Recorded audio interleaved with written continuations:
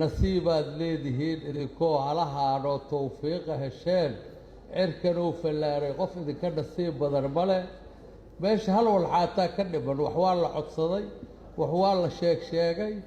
ninkaasi abkowgiisa abkow kalaa ka dhiman oo dhinaca kale ka soo jeesto abkow shub waxa dhammoo la suubaaya ninka suubaayo waaye abkow kala sameeya sideedaba suulgeel sirrii kuma dhasho dowladnimo wallaahi isii inaan lagugu siiyey ninkaas adoogii waa dhintay adoogii hadduu dhintay idinma dhibi kariyo oda kala suubiyo oo idinka dhacsho yur yidhaaho walax kalooba ma hayaal ma leh cabdicasiis sideedaba inaan la dooray waa og yahay maxaa yeele duqiisi waa dhintay 2 sanana arki maa muddo korortina arki maa hal odayoo kale abkowgiis camal sheex daranow rabaa odaygu sheex daray hallaydinka helo koonfur galbeeday aniga abaabula la yidhaha bannaanka waxaan u taagnay 5 sano farmaajaan bannaanka u taagnay hadda sheebkaan oo meesha uu isku asturi ay ninka ina ka qaaday abkowgiis oo gabartiisa oo qaba keenay horta sheex darro kor u dhameeyo iska dhacsho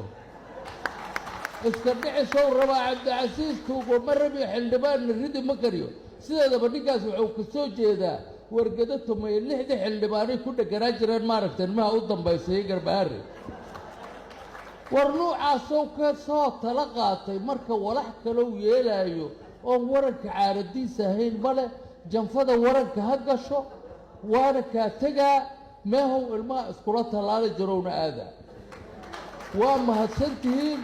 waana idiin mahad celaa midda lamaad meesha unuka waa naga dhaxaysaa qodaynaana ka difaacaynaa koonfur galbeeday waxaan idinka rabnaa madaxweyne ku-xigeenka kor loo haayo waa xantanaahe kor yaan loo haynin meeshana way isla difaacaynaa qof la arkana garaamkeeday ka rabtaa korkaan aad noo haysiin dhulkana dhiga shariif xasanaa bilaaba kor waxa noo qabta cabdicasiisna waa ku xigtay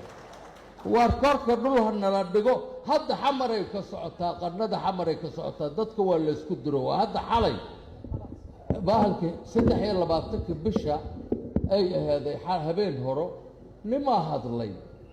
oo dhaqankayna iyo maytadayna salaad gabayre kidiyo mahad ogeedeen maantaad ogeedeen la dilay oo waxaa la sheegaya raadiyaha iyo telefishinka goobjoogaa laga sheegaya